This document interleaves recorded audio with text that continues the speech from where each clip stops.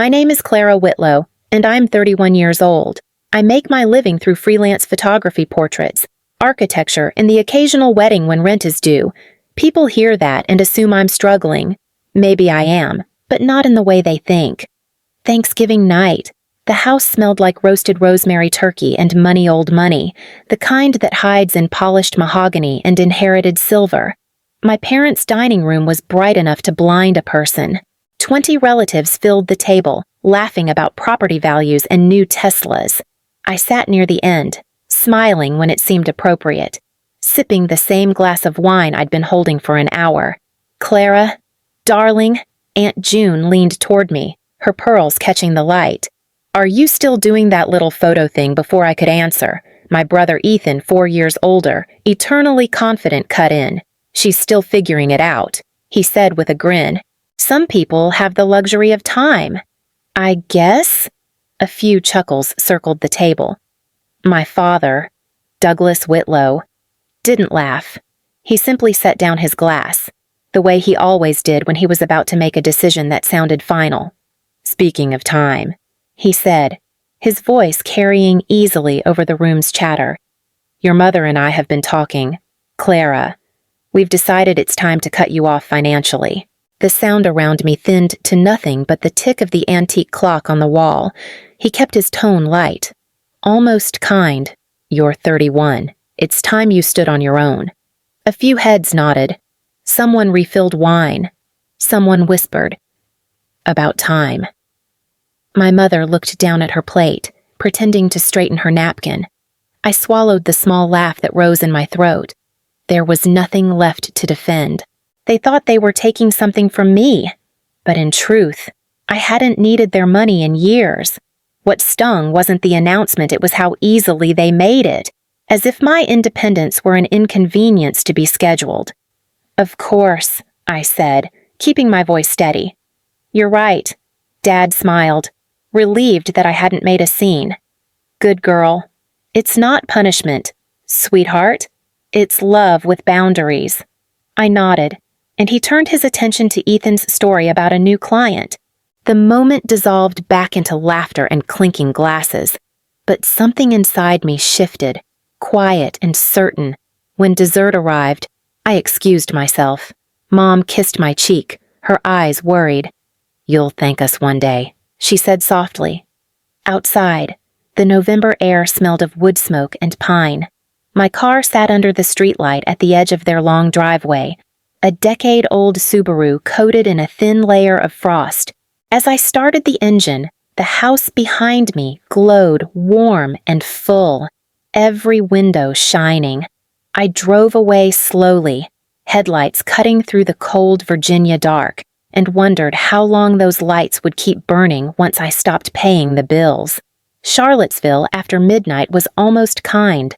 The brick storefronts along Main Street glowed under the street lamps, their windows filled with wreaths and tiny lights that pretended warmth.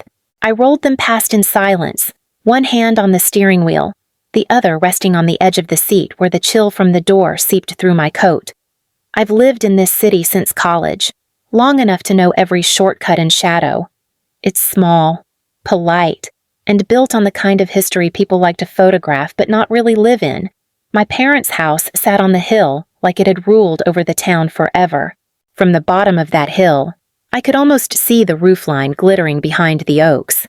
At the next stoplight, I caught sight of the Whitlow Realty building, my father's pride, his initials still stenciled on the door. The window sign read, "Family owned, since 1974. I let the car idle a moment, watching the security light flicker over the glass. He didn't know the lease checks came from one of my shell companies, tucked quietly beneath a different name.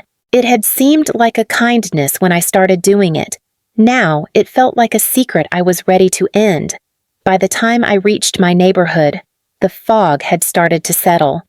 I parked beneath the sycamore tree outside my apartment and sat for a long moment, listening to the cooling tick of the engine.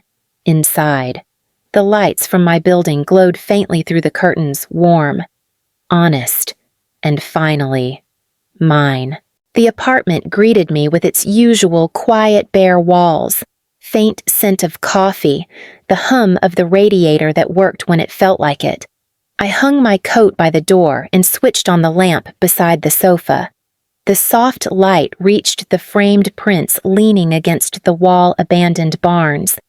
River bridges, old storefronts that no one noticed anymore. I'd taken those photos years ago, back when I thought art alone could make a life.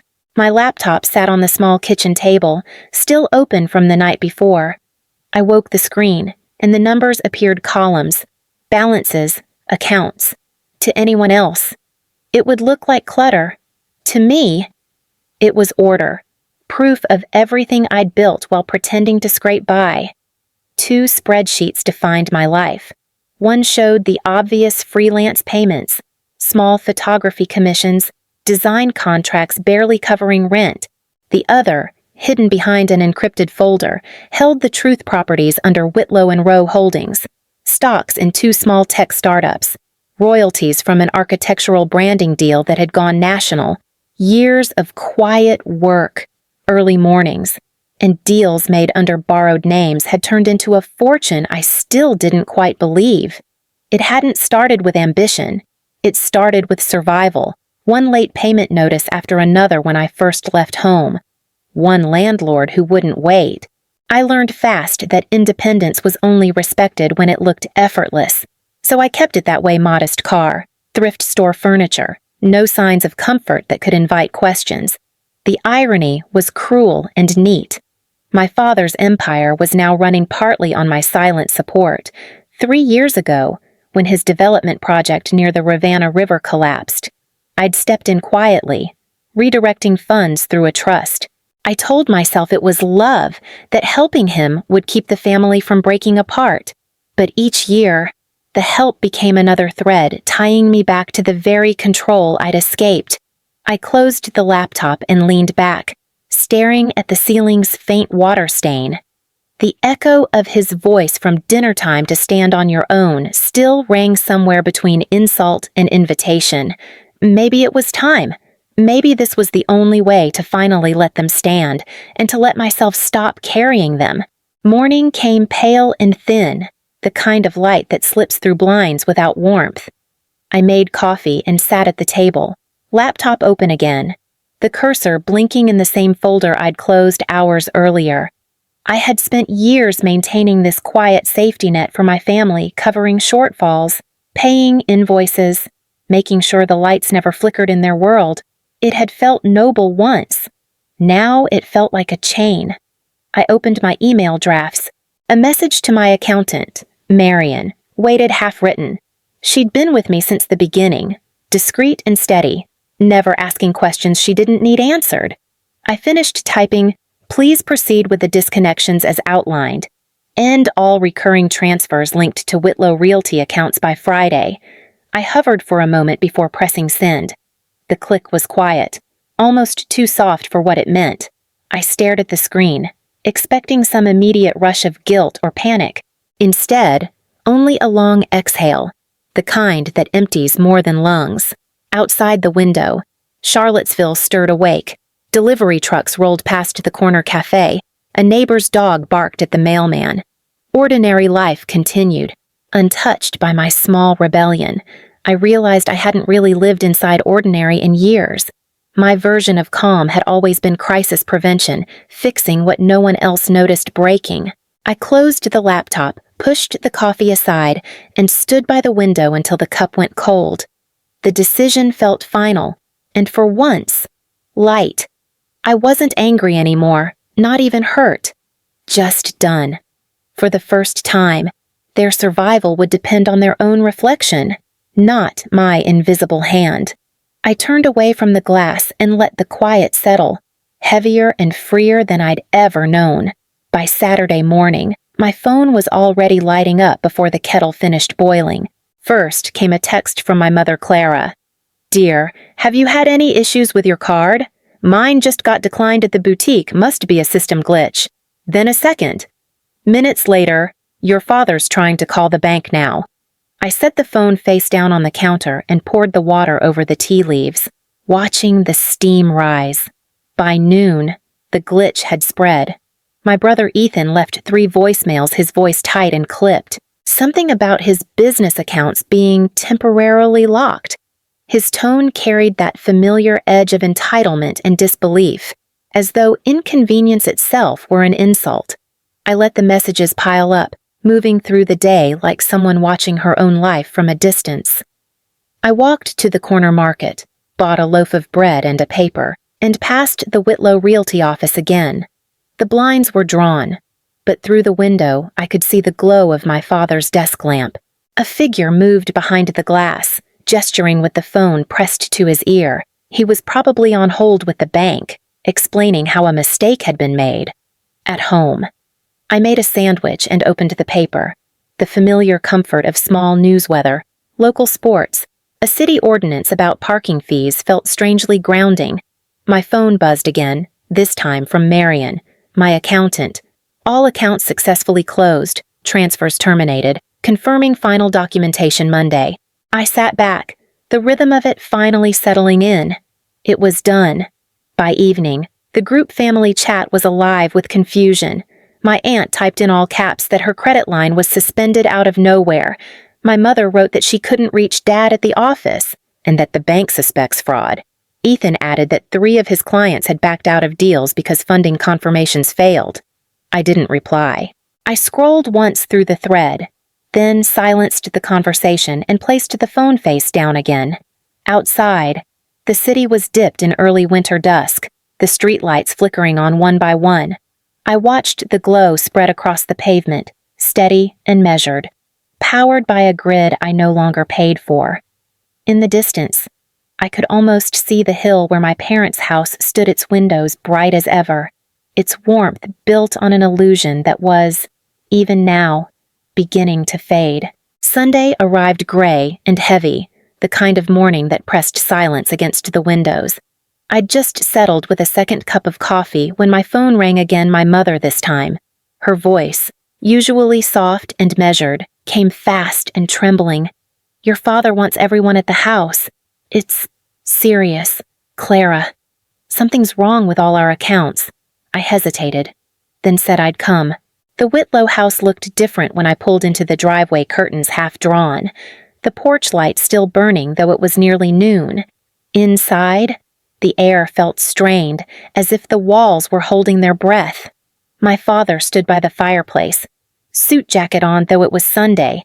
Ethan sat near the window, his phone on speaker, a bank representative's voice droning about authorization verifications. Dad looked up when I entered. "Thank God you're here. We're dealing with a financial nightmare. Every account, personal, business locked or suspended. It's chaos." I nodded, setting my bag down. "Did the bank say why they can't explain it?" Ethan cut in, his tone sharper than I remembered. "They're saying authorized changes came from within our own linked accounts. But none of us touched anything." I moved closer to the table where printouts lay, scattered account summaries, declined transactions, emails flagged urgent. My father rubbed his temples. "We thought maybe you could help." "You're good with computers." "Right? Maybe check if this is some kind of breach." The irony almost made me laugh.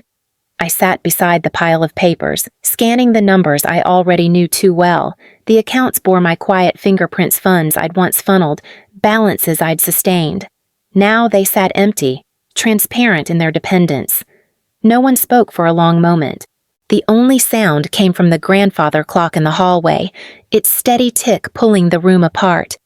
Finally, my mother placed a hand on my arm. "We're frightened, sweetheart. I don't know what's happening." I looked at her fingers, still manicured, still trembling, and felt a strange calm settle over me. I'd come expecting anger or blame, but all I found was fear, raw and unfamiliar. I reached for one of the papers, smoothing its creases, and met my father's eyes. "Let me take a look," I said. "Maybe I can figure out where it all started." I spent the next hour pretending to trace numbers I already knew by heart. My father paced behind me, muttering about lawsuits and frozen credit lines. Ethan kept calling the bank, his voice rising each time a new representative gave the same answer: the accounts were closed at the authorization of the primary linked account holder. None of them understood that the authorization was mine. When the noise became too much, I straightened the papers and looked up. "You should sit down," I said quietly. They obeyed, confusion lining every face. My mother's eyes searched mine, already afraid of whatever I was about to say. "There isn't a breach," I said. "No one hacked you. This isn't fraud." Ethan scoffed. "Then, what is it Dad's dealerships can't pay payroll? Mom's cards are frozen. Half the family's losing their minds." I turned the laptop toward them and opened my encrypted folder, the screen filled with columns of transactions, company names, and account IDs, each linked directly to theirs. "These accounts," I began, "were tied to me. I opened them years ago when the Riverfront project collapsed. You didn't know because I didn't want you to. I wanted things to keep running, and they did through me. For a moment." Silence hung so thick it felt like another presence in the room. My father blinked, his mouth parting, but no sound coming out. "That's impossible," he finally said. "I've managed these accounts myself for decades." "You did," I answered softly, "until they started emptying faster than they filled. You remember that loan you paid off early in 2020? I was the lender, the new investors in Whitlow Realty. That was me, under a holding company. Even your dealership renovations, I approved the transfers." Ethan leaned forward, disbelief giving way to anger. "You're saying you've been bankrolling us for what?" "Pity control." "No," I said. "For survival." "Yours. Mostly. I wanted to help without humiliating anyone. But when you sat across from me at dinner and told me to grow up, I realized I'd built a lie that let everyone stay blind, including me." My mother pressed her hand to her chest. "Clara, why didn't you tell us? Because love shouldn't have to come with balance sheets," I said. "Because I thought being quiet would keep us safe." Dad lowered himself into the nearest chair. His voice, when it came, was small. "How long have you known we couldn't manage long enough to stop pretending it would change?" I said. He stared at the floor, as if the carpet might offer an answer. My mother's eyes glistened, and Ethan's phone buzzed uselessly in his hand. The room smelled faintly of stale coffee and panic. I closed the laptop and folded my hands. "Everything you're feeling now, the confusion, the fear, it's what I've felt for years, just in silence. I didn't take anything from you. I just stopped giving." My father looked up at me, face pale but steady. "So what happens now?" I met his gaze, seeing not anger, but exhaustion.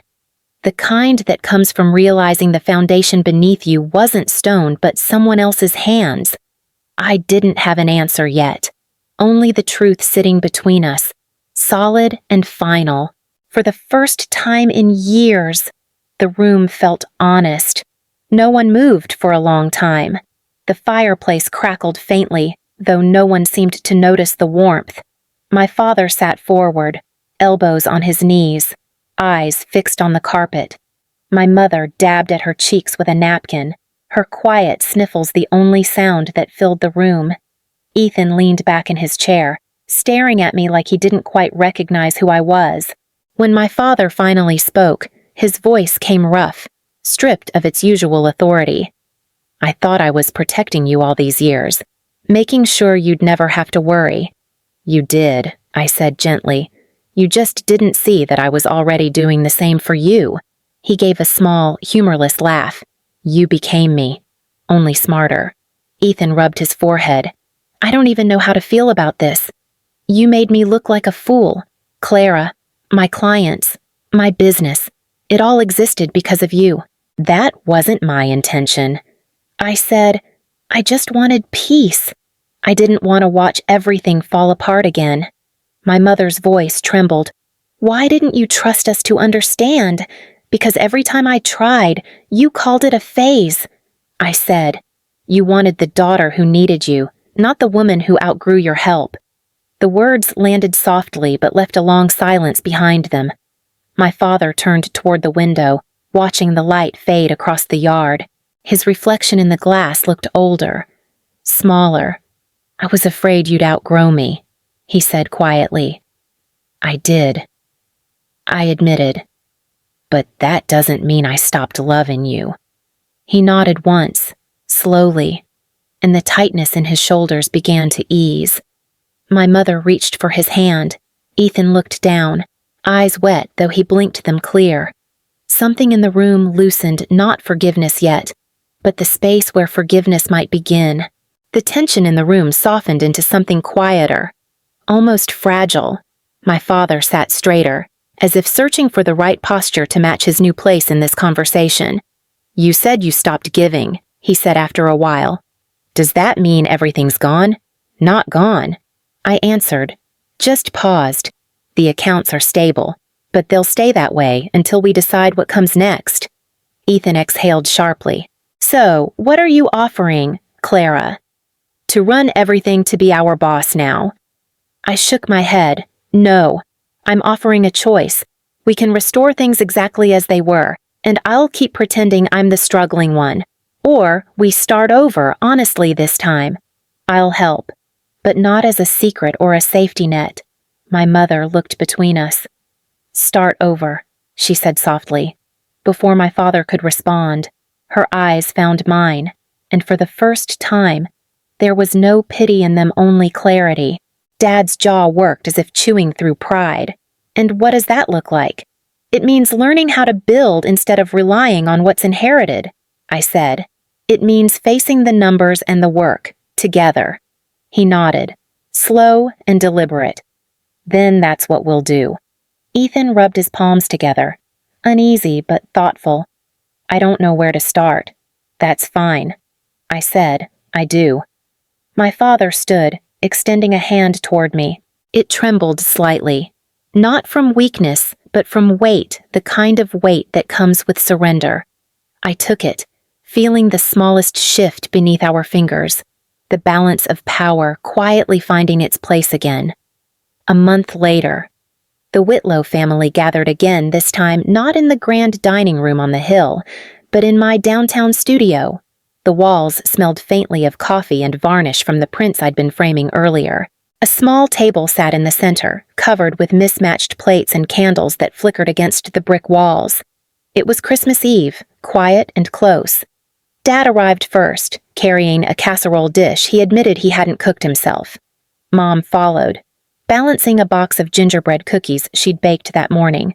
Ethan came last, his kids darting shyly behind him. The air was different, softer, without performance. Dinner unfolded without speeches or raised voices. My father asked Ethan about his work, not with competition but curiosity. Mom talked about joining a local housing charity. Her hands moved when she spoke, full of new energy. I listened, surprised by how natural it felt, as if the years of silence had begun to lift. When the plates were cleared, Dad poured coffee and glanced around the room. "This," he said, his voice low, "feels right." His gaze met mine for a long moment before shifting to the window, where snow was beginning to fall. Ethan leaned back in his chair. "The project proposal's ready," he said, almost shyly. "Eco-housing, like you mentioned. I thought we could review it together next week." I smiled. "We will." The candles burned low. Outside, the city glowed under a thin veil of snow, the same streets that had carried me home so many times. For the first time in years, I didn't feel like I was leaving something behind. I felt part of it again, steady, seen, and finally home.